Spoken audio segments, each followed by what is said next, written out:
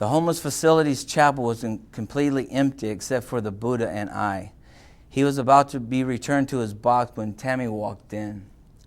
It was Saturday night and the meditation group was over, but she had seen our little makeshift shrine from outside and she wanted to take a closer look. She ran a gentle hand along Buddha's rigid face and then explored the softness of the saffron cloth. She bent down and smelled the flower arrangement and gave the Tibetan bells a ring. She put the elephant incense holder in the palm of her hand and she held it close to her face, seemingly lost in the details. Although she was only 35, she would tell me about enough heartache to fill dozens of lifetimes. It started out as almost an apology for having to be in a homeless shelter, and then a horrifying account of being held hostage, beaten, and raped by a man that claimed he loved her. How she escaped, only to go back to him a year later. But she left for good when he shot her in the stomach. Tammy reminisced about the only childhood she knew, and that consisted of foster homes, abuse, and neglect.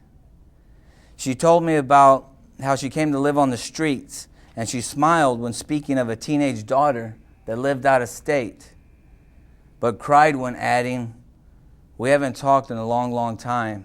My sister says she's not ready yet." Alcoholism, depression, and suicidal thoughts are Tammy's constant companions. "See, all you got to do," she said, "is stand in front of a bar and ask every guy that walks in, 'You want a girlfriend for the night? I'm real fun, especially after a couple of drinks.' Inevitably, one of them would take her up on her offer, and it might even turn into a place to crash for a few days, a few weeks, or a few months. But she said that she preferred the mornings when she would wake up in a motel room alone.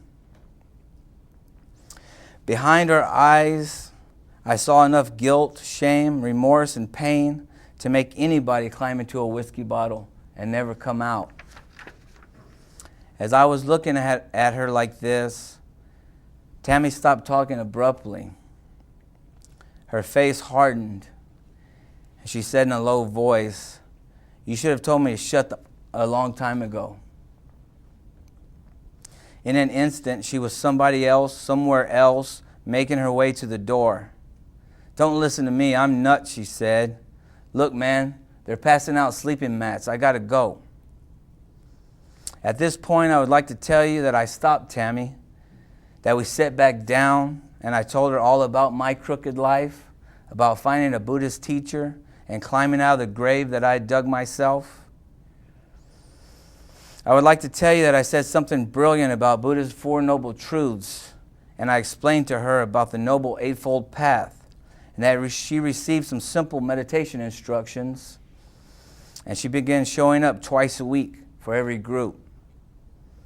I would love to say that she was here, and she wanted to give testimony about what a miracle her life has become.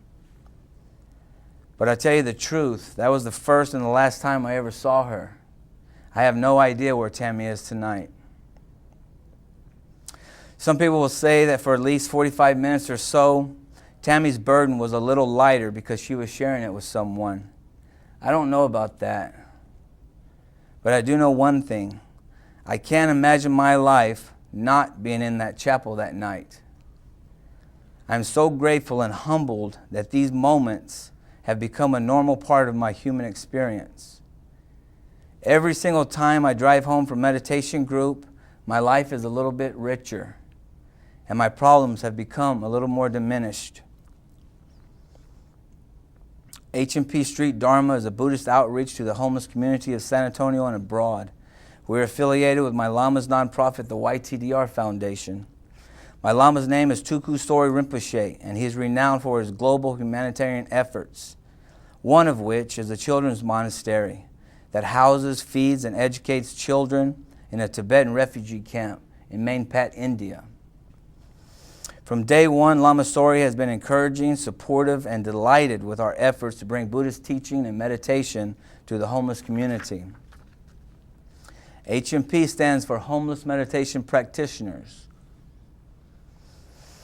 We are currently meeting 3 times a week at Haven for Hope of Bear County, which is a transformational center dedicated to the homeless in San Antonio, Texas. Have you started that? Yeah. Go ahead and start it. Yeah. HMP's motto is filling emptiness with form, and our mantra is better than 1,000 hollow words is one word that brings peace. We believe that Buddha's entire life was a demonstration of compassion, that his only purpose for teaching was to eliminate the suffering of others. That compassion is not only the foundational doctrine of Buddhism, but compassion for others as well as ourselves was and is Buddha's only message. In Buddhist scripture, we read about a woman named Sujata, who is a single mother going to work, and one day she discovered a homeless man on the verge of death. Seeing that he was dying from starvation, she took compassion on him, and slowly he returned to health under her care. When his energy had returned, he realized that although pampering the body did not lead to enlightenment, neither did practices that were too hard on the body. Like guitar strings, he said, the spiritual path or the middle path should be neither too loose nor too tight. Then we're told that after leaving the care of Sujata, this man went and sat down under a Bodhi tree, and after waiting for perhaps innumerable lifetimes, Siddhartha Gautama finally reached the peak of human potential, total enlightenment. Rising to his feet and discovering that he had indeed become an awakened one,